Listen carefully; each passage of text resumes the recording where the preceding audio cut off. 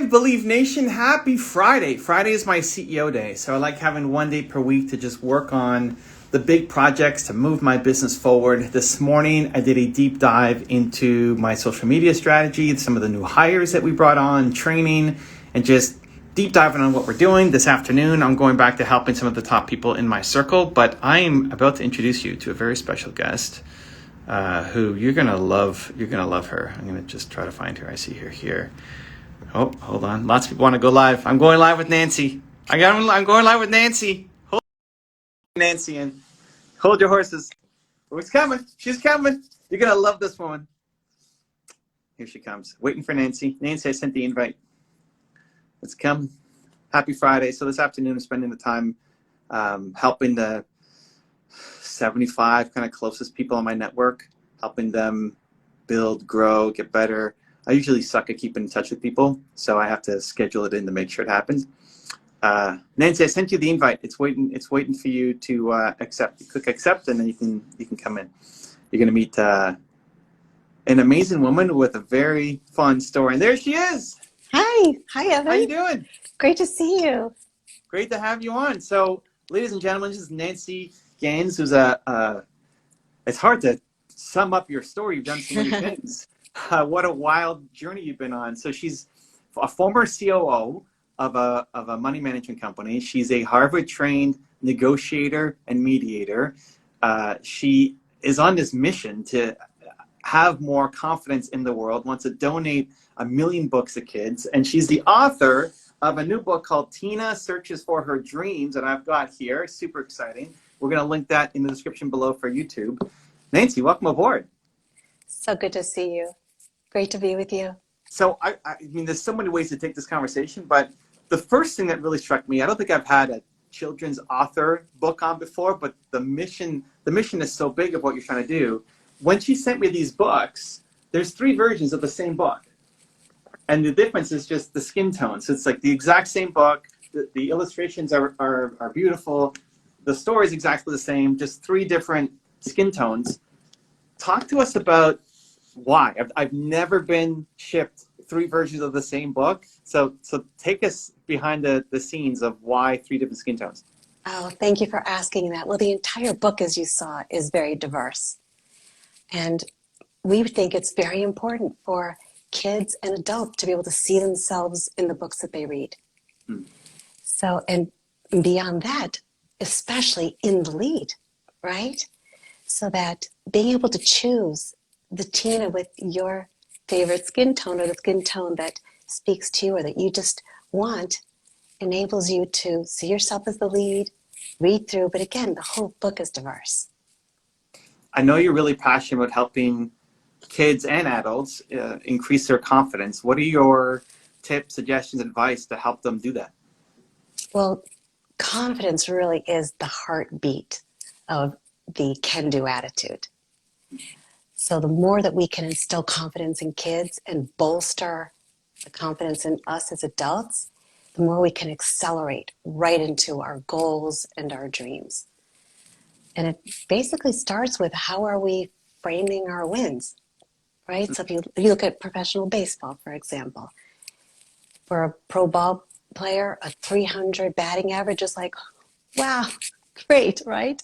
But that means that every time that player's up to bat, I mean, overall, 10 of the times they're up to bat, they're striking out 7 of them, right? Mm-hmm. But what do? We're focused on those 3 times getting on base. And so we'll hopefully get some home runs too, but it's really to get onto first base, then second, then third, then home. And it's also very much like the way we start our lives as babies or when we watch our babies walk, right? One day baby just gets up and takes 1 step and falls. But that baby doesn't think, oh, that's it. I fell. I'm done. I can't do this.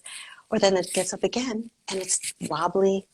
It doesn't think, oh, I'm wobbly. I don't know my balance. I don't know where I'm going. I'm down. I'm done. No, it gets up. It's just focused on its goal of walking.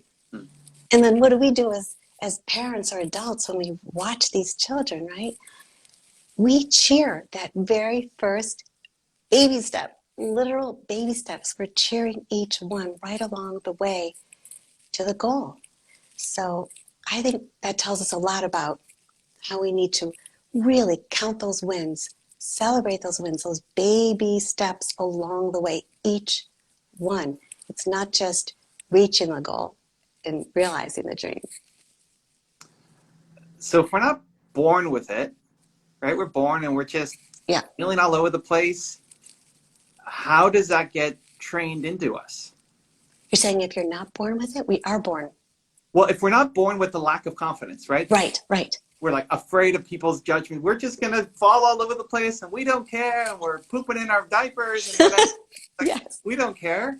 But then at some point it gets trained into us to worry about other people's opinions of us or how we're seen or how we show up. And so where do you think that gets trained into us from? Is there a certain age or is there a certain process that people go through? Because at some point we become adults and we all now become afraid of, oh my gosh, who's going to see me? You know, what am I wearing and how am I appearing? So we go through this massive transformation. Why does that happen?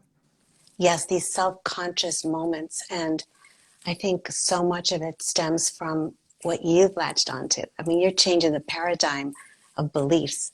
And these beliefs, so many of them are really like these scripts with really undermining messages that we then just start acting out. And we start getting self-conscious because what we're hearing and what other people are saying. And that's one of the really big benefits of children's stories that can deliver these clean messages so that people start having compassion for each other and not just pointing out, oh, look what Johnny did or look what you did. And all of a sudden we pull back from that sense of, I don't even believe in shame. And that's what happens. You start feeling nervous or shamed or as you were saying, looking at what everyone else is thinking. And that's one of the things about Tina. She just shakes all that off. She just goes from thing to thing and shakes it off. And then as adults, you're starting off with the confidence. It's so important to really develop those extra levels of confidence because then you can kind of shake it off. It's almost like you have this extra armor that you don't have to walk around with all the time, but if something comes at you, you can kind of bounce back at it. And one of those areas is helping children, and actually adults too, work on becoming really clear, clean decision makers. Being able to discern and decipher and decide quickly. I mean, how many adults do you know that really have decision paralysis? And teenagers, really, talking about age groups, teenagers can really get confronted because they're looking in the mirror, they're seeing every little thing, they're involved in all these changes in their lives, and they're really fuzzed out and concerned. So if we can really drill that down early, it bolsters you, and it's not that hard. You can start young, and you give two choices. This is one of those times when open-ended questions don't work. Keep it to really direct two choices. So for example, do you want this cereal or that cereal? The child will just kind of look and they decide and then go with what they've chosen. And you just do this all day long because we make all these decisions for our kids because we just do. It's easy. We grab their outfit for the day. We grab, their coloring box or their crayons, whatever it is, we just grab it and give it to them. Just take a moment and ask them. Let them make that choice. Do you want the yellow shirt or the green shirt? To us, it's nothing, but to them, it's a big decision. Mm-hmm. So you keep really developing that neural network where they are strong decision makers, and it becomes quick. When my kids were little, I really liked animal crackers because they actually liked them. And they all taste the same. They're just crackers, but they all have different shapes. So I would pick them up, and even when they were so young that they didn't speak that well, I'd hold it at a distance and say, do you want the bear or the monkey? And you would say, go left, right. They were so like, it was going to make a big difference. This was a big choice. Then they would choose, and I would hand it to them, and they would just feel good about it. And that one thing, you can do it as an adult as well if you find that it's really hard to make decisions. Just break down all these little decisions you make automatically during the day, and instead of just doing these things, present it to yourself like a choice, the same way I was doing it with the kids. And you just develop a strong neural network of making choices. I'm going to be honest. If you gave me the option between a monkey and a bear animal cracker, I'd still take a second. Yeah. I'd probably go monkey. I'm thinking monkey. I don't know. Just that over it, but I think I'd go monkey. Um, I love it. And so what I love about the kids book is like there's so many lessons. Even though this is a pretty easy book to get through, right? Yes. And what's the age group that you're thinking for this group? It's really 3 to 7. Mm-hmm. But what's interesting about Tina Searches for Her Dream, which is what you were just getting at there, is that Yeah. the messages are actually timeless. They actually serve adults as well as they serve little ones. So for little ones, you're kind of grooving in that way of thinking. But adults, it helps to give the pivot. Like, for example, that feeling stuck. I mean, we all talk about that, where you just feel you've invested so much into something. How do I make the pivot? I experienced that when I went to law school. It was my mother's dream, wasn't my dream, but she hadn't fulfilled hers. And so she figured, oh, good, I have a daughter who can do well in school. She'll fulfill my dream. And I finished, but I made the pivot because I knew it wasn't right for me. But what if I hadn't? You can just stay and keep doing what's wrong for you. But it's not that you don't pick up and learn. It's not a mistake to have taken a detour. It's only a mistake if you don't keep going back onto your main road. Because then from that detour, you can pick up so much in experiences, and you meet friends, and you learn, and grow. It's just not where you want to stay. So Tina makes that pivot, and she doesn't, she's really bad at all these things. She doesn't, she kicks the ball in the wrong direction. She lands in the water, but she just keeps going. She keeps going and going, doesn't stop until she finds hers. And how do you get the confidence, speaking about confidence, to walk away from that kind of career? I mean, you go to become a lawyer, you go to Harvard. It's not like just whatever, some law school, to then say, no, I'm going to have the confidence to live my life instead of what my parents might want for me. Well, the law school wasn't Harvard, but the mediation and the negotiation was Harvard. And you're right. I still remember how I was shaking at the time I wanted to make a pivot. And I actually told my grandfather and thought he was going to say, oh my gosh, how could you not be a lawyer? And he said, oh, that's fabulous. Because I knew I wanted to make a pivot to finance. And he said, that's great. Do it, honey. So I was lucky that I had someone immediately give me that shot of adrenaline. And I would have done it anyway, but I would have had even more trepidation. So when I picked up the phone and said, Mom, Dad, I'm doing something. Yeah. But you're right. It's life takes courage. Life is, life isn't easy. We would like to think life is easy. It's not. And if we're living life to the fullest, then we're always going to be facing those challenges and fears. But if we recoil back, then at the end, we're going to have so many regrets. People at the end of life often sit there literally days left. All the fears are gone. All these fears that they walked around with for their whole lives are gone. And then they get flooded with, you know what? Look what I could have done if I just hadn't let the fear get in the way. Not have no fear, but not let that fear be my stop.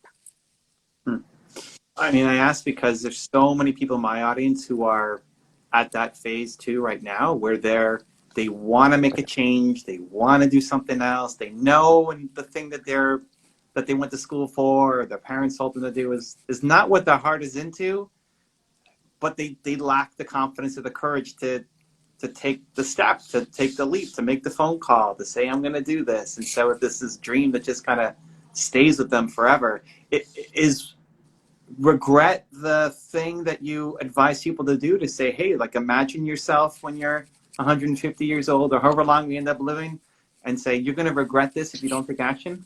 Absolutely. That's one of the really good ones, because if you can live life with as few regrets as possible, you're going to be happy.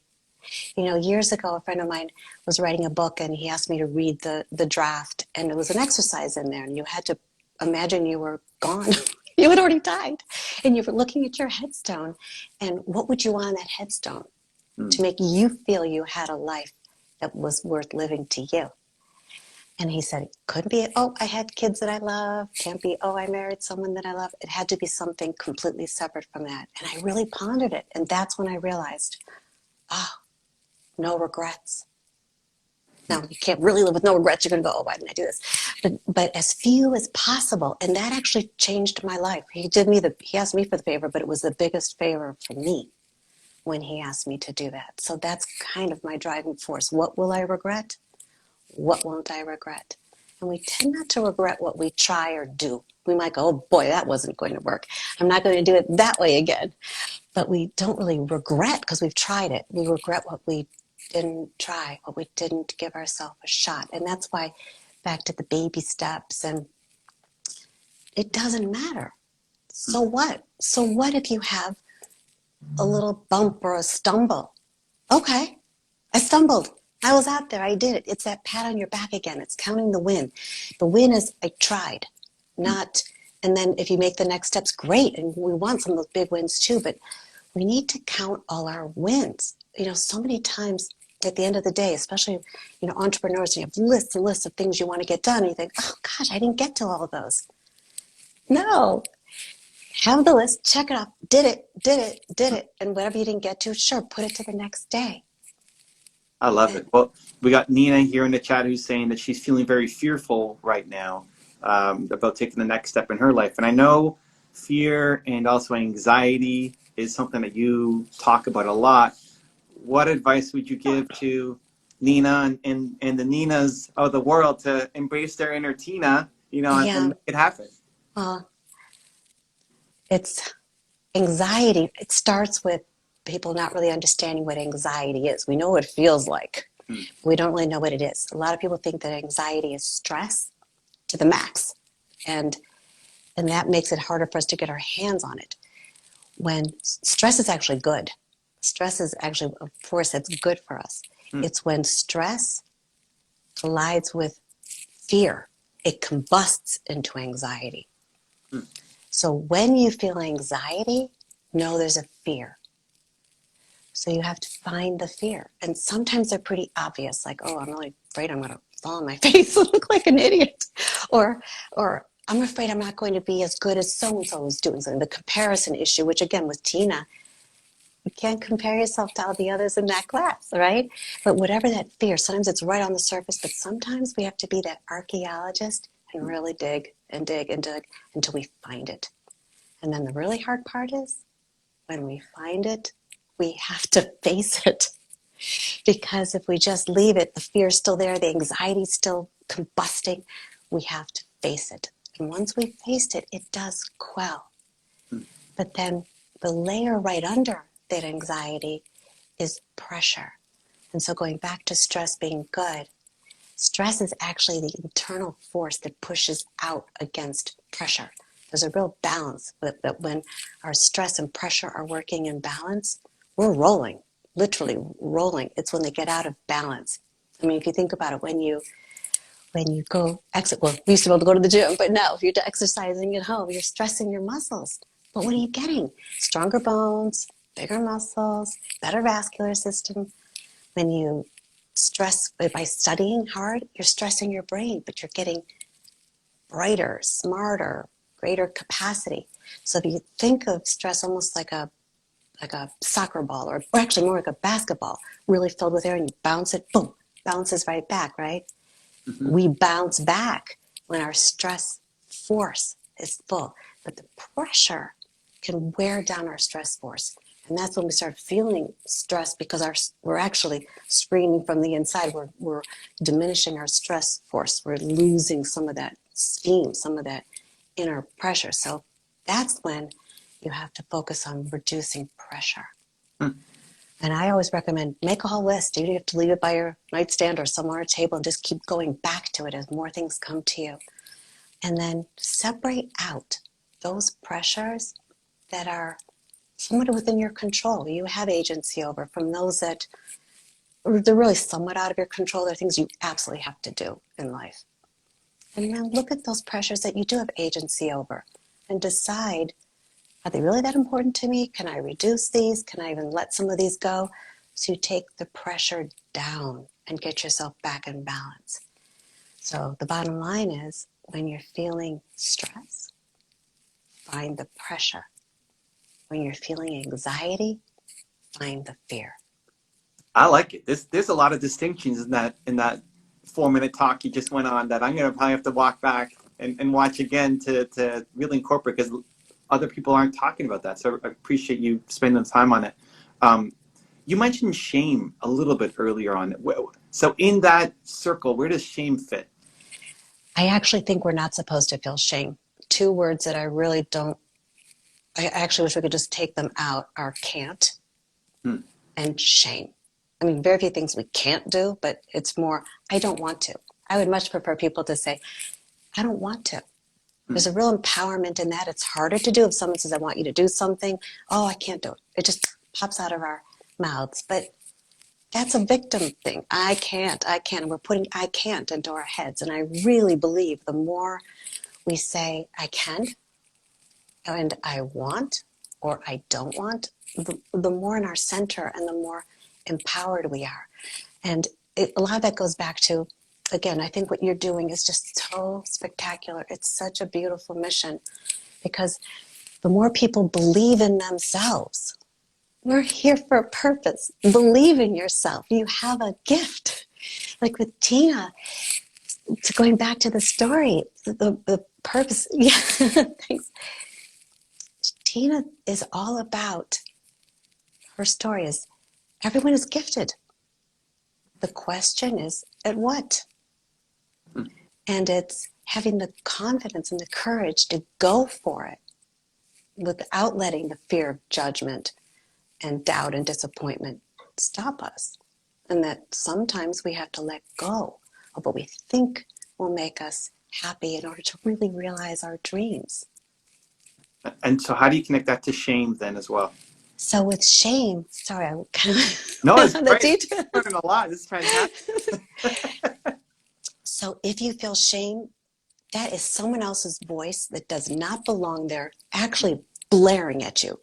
When a person feels shame, it's not just like a little voice, I should do this, which again, I think should means, when you say I should, means do it, right? If you're saying I should, do it. If you say, but anyway, with shame, it's like a foghorn blaring at you, and it's someone else's belief. It's someone else's thought that you've then taken in to say, I don't even deserve to almost be here. Shame. I wrote a poem in my quote book that says, shame is a dart aimed at your heart. Yes. This one? Yes. Laced. This is more for adults, but this is fantastic. Yeah, thanks. So shame is a dart aimed at your heart, laced with the poison of self-loathing. With each piercing blow, the proud are brought low, crushed by the hammer of judgment's cruel hammer. And that's what it is. It's someone else's judgment. It's not yours. I mean, that one could bring me to tears, because no shame. You're great. People are great. We're out there trying and doing. This is the more we let ourselves live life, the more we let ourselves try and go, it doesn't matter. It doesn't matter if we've done something that we then want to adjust and pivot. And if, God forbid, we have hurt someone else, make it right. Make it right. So with fear, you have to face it. With shame, you have to do what? You have to just kick that out and say, kick it out. It doesn't belong to me. It belongs to you. And I bet someone would even be able to know who put that shame thought, that they think if they do X, Y, or Z, they should feel shame. They're thinking, that's why I went back to the should. The link is the person's thinking, if I did X, Y, or Z, or feel X, Y, or Z, or am, God forbid, X, Y, or Z, I should feel shame. And again, it makes me shake, because the answer to that is no. You are a beautiful soul.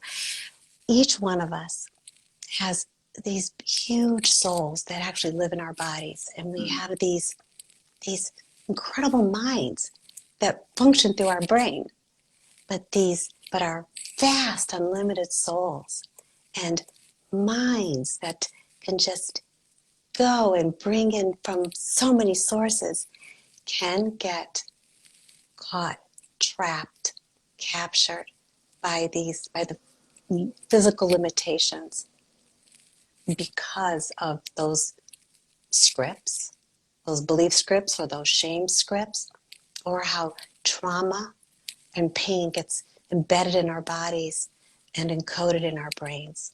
So one of the ways that I focus on helping people to get out of that, break that, get back into control of your life and control of your choices, because our lives are defined by the choices we make, is an acronym that is RAPS. Reflect, ask questions, plan, small steps. And the reflect is really to put yourself in a state of awareness, however you can best do that. And just literally be aware of all those errant thoughts, all of where you are, what's happening in your life, just purely a state of awareness. And then from that state of awareness, start asking questions.